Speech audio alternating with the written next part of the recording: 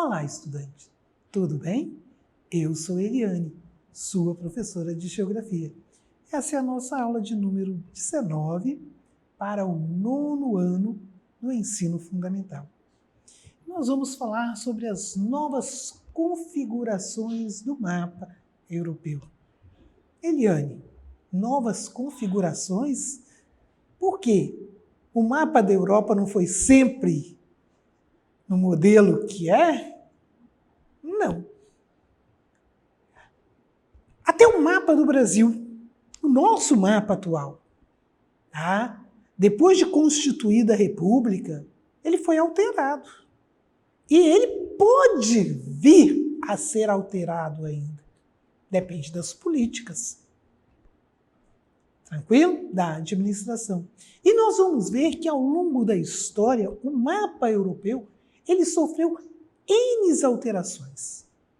E não significa dizer que ele não poderá sofrer outras alterações. Então, o que é importante? Então, eu tenho que decorar o nome de todos os países da Europa? Não. É bom que você conheça. É bom que você, pelo menos, saiba que existe. Mas eu não vejo como cobrar que você guarde, decore, guarde todos os nomes de países e suas capitais. Jamais. Não é esse o meu objetivo. O meu objetivo é mostrar que o mapa, o território da Europa, já teve vários recortes, várias outras configurações. Então, a política mundial, a geopolítica mundial, ela vai estar modelando. E pode, inclusive, também haver mudanças no mapa brasileiro. Tranquilo assim?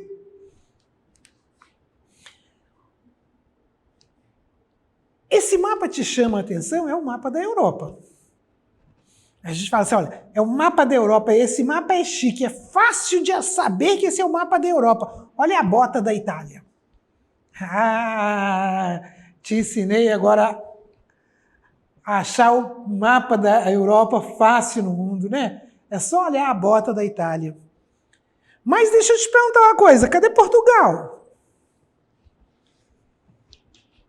Eliane, Portugal não existia. Olha a data desse mapa. É por isso, Portugal. Na verdade, nós temos vários reinos dentro de todo o território que nós conhecemos como Europa. Tranquilo? Isso é importante você entender. Não é decorar nomes. É importante você conhecer que a história, a geografia, não é uma ciência exata, porque elas dependem das políticas, das relações dos seres humanos. Ok? Então, observe, nós tínhamos vários reinos aqui. E o interesse, os conflitos de interesses, né, é que foram demarcando os países, os territórios, as fronteiras. Só uma pausa para a gente lembrar. Para se ter um país, uma nação, um Estado, eu preciso ter um povo. O que é um povo? Um povo são pessoas que comungam de uma mesma história, que têm os mesmos costumes. Aí vai surgir o quê? A nação. Essa nação que é constituída de um povo que tem história, que tem os mesmos costumes. Eles vão construir o quê? As suas leis, a sua Constituição. E tem um território demarcado. Nós somos a nação brasileira, o povo que habita o território demarcado do espaço do país chamado Brasil, e nós temos a nossa Constituição. Isso foi construído ao longo da nossa história. Aqui não foi diferente. Eram povos diferentes, vários reinos, vários povos, com interesses, com cultura diferenciadas. E aí eles se uniam, e à medida que se uniam, iam formando seus países, e isso foi sendo constituído. Tranquilo? Mapa político da Europa Central e Europa Oriental. Vamos colocar assim, continente europeu. Só que eu vou falar aqui, olha, na década de 80 e em 2014. Vê se você vê alguma diferença. Confere aqui os países e aqui. Você percebe que o número de países aumentou, e muito. Houve uma mudança, até porque de 1980 para 2014, o mundo, a política mundial, ela foi alterada. Em 89, nós tivemos o quê? A queda do Muro de Berlim, que foi o grande marco para o fim da Guerra Fria. O mundo que era dividido capitalistas e socialistas, agora é um mundo majoritariamente capitalista. Na última aula nós vimos que os estados do leste europeu estavam agora se preparando, estavam no início do século XXI, se preparavam para essa entrada, né? Da década de 90 para cá, eles entrando nesse mercado, nessa economia de mercado, que é tudo novo para eles.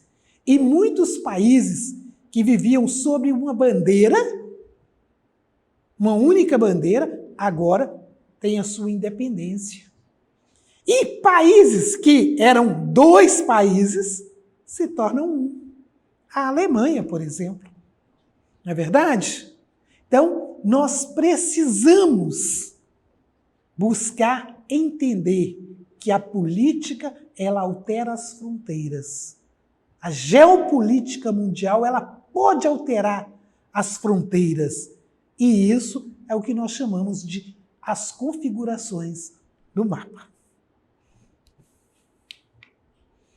O que aconteceu com a Iugoslávia? A Iugoslávia era um país.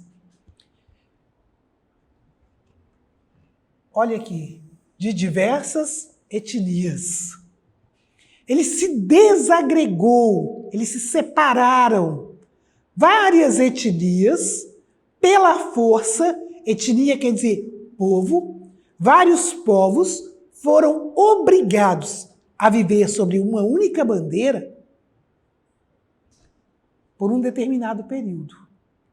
Com o fim desse poder, houve o quê? Desagregaram, se separaram.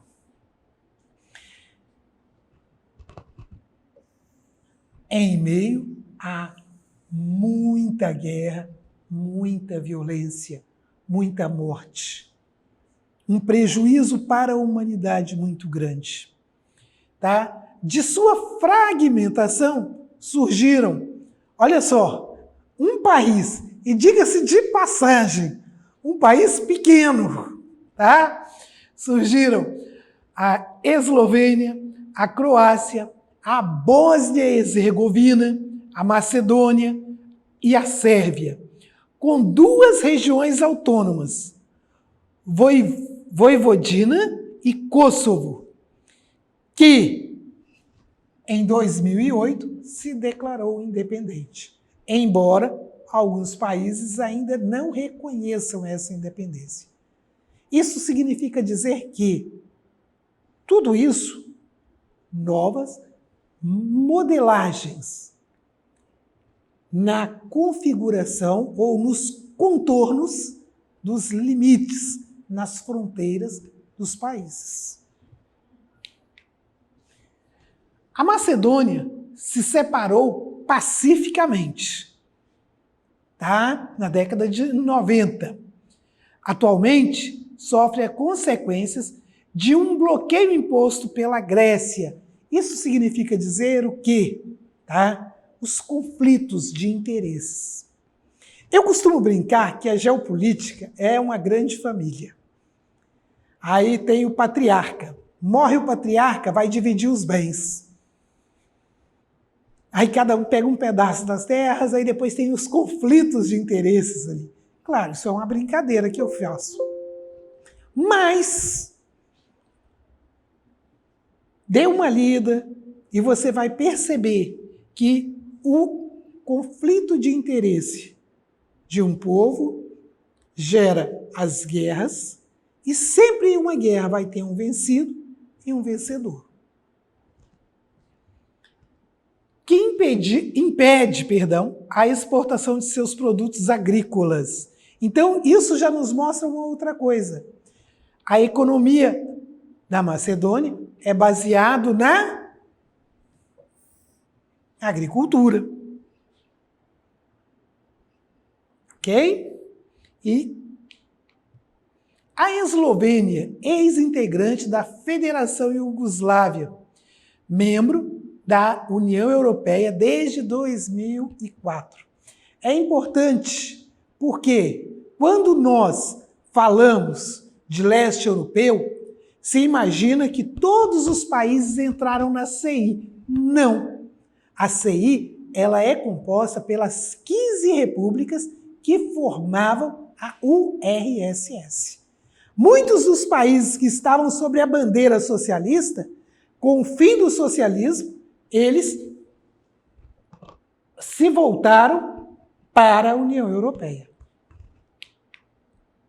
A Croácia também, tá? Que tem as suas receitas, a sua economia, né? Também no setor de turismo e devido à beleza das suas praias, das suas paisagens.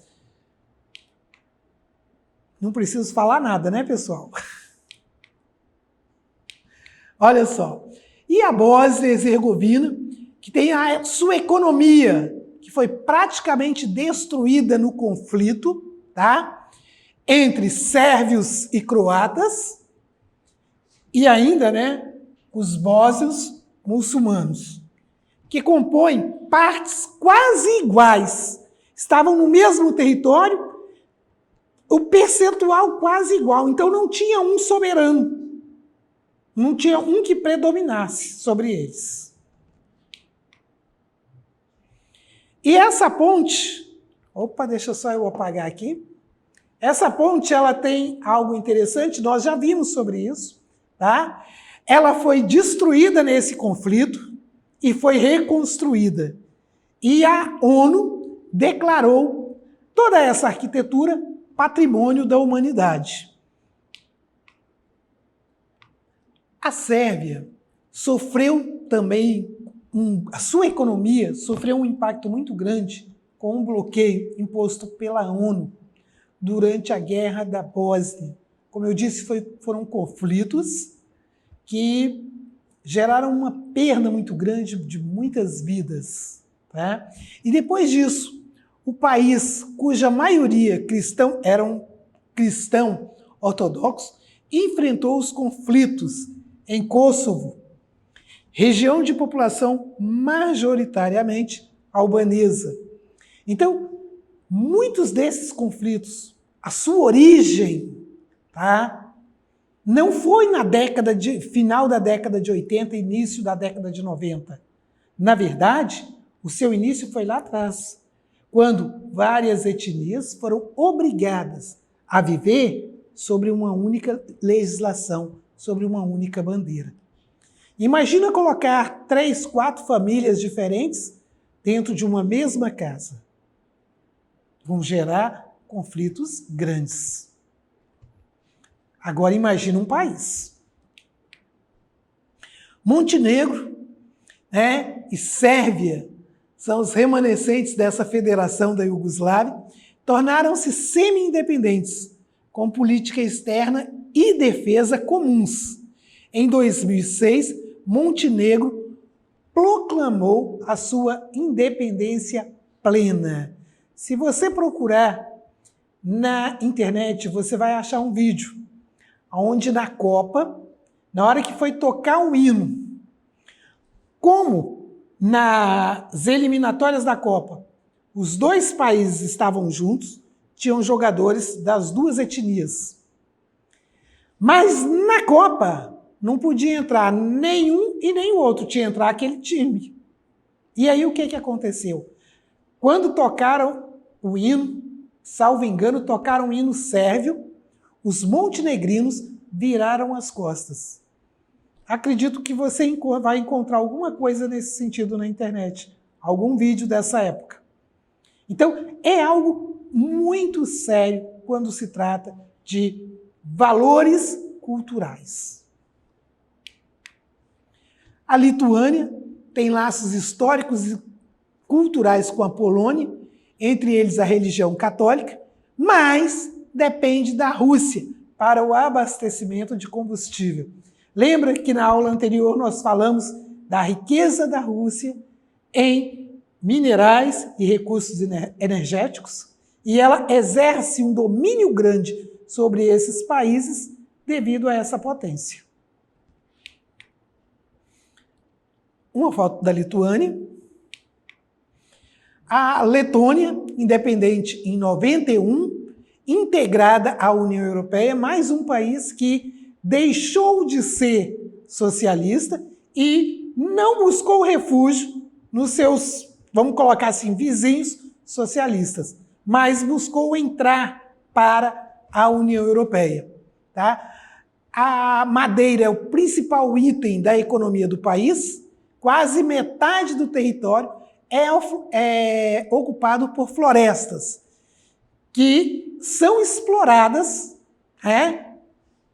que, olha só, a madeira é o principal item da economia. Isso significa dizer que ele tem muita madeira, mas que está explorando. Ressente-se da falta de recursos energéticos. Em outras palavras, depende de países que têm recursos energéticos. Exemplo da Rússia. Mais uma foto. As suas florestas. Embora a CI tenha sido fundada em 91, a integração dos países membros precede ao surgimento do bloco. Por que, Eliane? Por que precede? Olha só. As relações econômicas do leste europeu foram construídas ao longo das décadas anteriores. Durante a Guerra Fria, esses países, sob a bandeira russa, formando a URSS, certo? Eles eram interligados. Um dependia do outro. Agora, nessa economia de mercado, eu tenho a indústria, mas eu não tenho a fonte energética para tocar a minha indústria. Então, eu tenho que estar ligado a você. Eu tenho que buscar. Foi por isso que a CI foi criada. Lembra? E a CI, Comunidade dos Estados Independentes, foi criada em 91, depois da desintegração ou da desagregação da URSS. Os países integrantes são Armênia, nós já vimos sobre isso aqui, são 14 repúblicas, mais a Rússia, que formavam a URSS. Ok? E isso é muito importante, porque a CI é mais do que um bloco. Como nós dissemos aqui, tá? Perdão, nós dissemos que esse bloco, ele não iniciou com a sua formação ali em 91. Na verdade, ao longo de todas as décadas para trás, essa união já existia. E qual que é a diferença agora? Pois, além de um sistema econômico, há também um sistema de defesa incorporado. Diferente, só que ele é diferente da URSS. Por quê? Porque aqui eles estavam todos ligados e não tinham a independência política e econômica. Agora, eles têm a sua soberania. Cada um defende a sua bandeira, mas eles estão ligados sob a liderança da Rússia, mantendo a autonomia de cada um desses países. Por quê? Porque eles dependem uns dos outros. Tranquilo assim, pessoal? E essa aula fica por aqui, tá certo? Não esqueça de acessar a nossa plataforma SMED-GV.